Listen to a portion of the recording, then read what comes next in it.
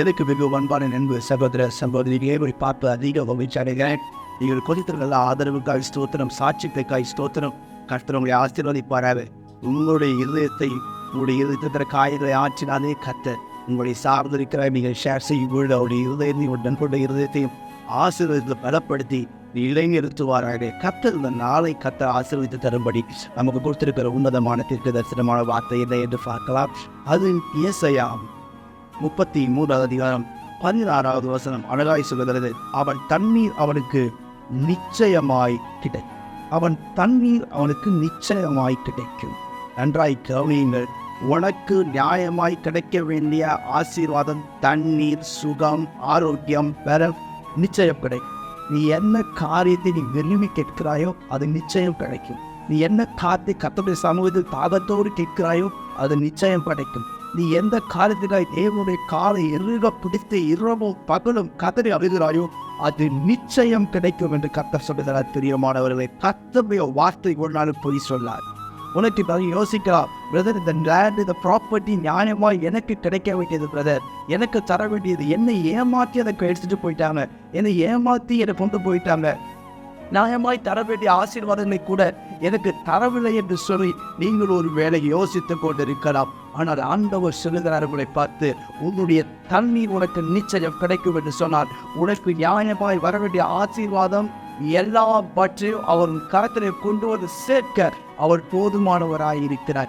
நியாயமாய் கிடைக்க வேண்டிய நன்மை உனக்கு நிச்சயம் கிடைக்கும். நியாயமாய் கிடைக்க வேண்டிய ஆசீர்வாதம் நிச்சயமாய் கிடைக்கும். நியாயமாய் கிடைக்க வேண்டிய நன்மை, பலன், சுகம் ஏதாவது நிச்சயம் கிடைக்கும் என்பதில் எந்த ஒரு சந்தேகம் இல்லை. நமக்கு தண்ணீர் நியாயமாய் கிடைக்க வேண்டும் என்று சொன்னால் நீங்களும் நானும் செய்ய வேண்டிய ஒரு காரியம் ஒன்று உண்டு.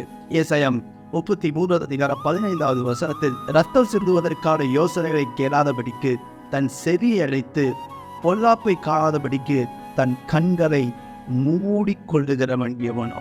ரத்தம் சிந்துதல், இரண்டாவது பொல்லாப்பை காணாதபடிக்கு தன் கண்களை மூடிக்கொள்ளுகிறவன்.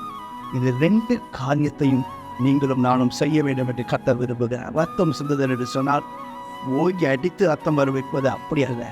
இருதயத்தின் வாயின் வார்த்தையினால் பேசி சொல்ல இருதயங்களை நொறுக்குவது, திமுறாய் பேசி இருதயத்தை நொறுக்குவது, கேவலமாய் பேசி இருதயத்தை நொறுக்குவது, தான் பெரிய ஞானி போலவும் மற்றவர்களால் உலகத்திற்கு முட்டாள் போலவும் பேசி மற்றவரை காயப்படுத்துவது, நாம் என்னென்னலாம் பட்டயத்தால் செய்ய முடியுமோ அது அத்தனையும் வார்த்தையால் செய்து முடிக்கிற உலகத்தில் தான் நீங்களும் நானும் வாழ்கிறோம்.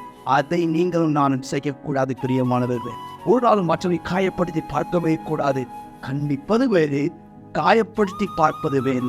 நீங்களும் நானும் செய்ய வேண்டிய ஒரு காரியம், கர்த்தருக்கு பயந்த வார்த்தைகள் நம் நிதானமாய் ஞானமாய் பேசி அதை ஆசீர்வதிக்க வேண்டும். பிரியமானவர்களே, இரண்டாவது பொல்லாப்பை காணாதபடிக்கு தன் கண்களை மூடிக்கொள்ளுகிறான். தேவையற்ற காரியங்களை பார்க்காதபடி தன் கண்களை மூடிக்கொள்ளுகிறான்.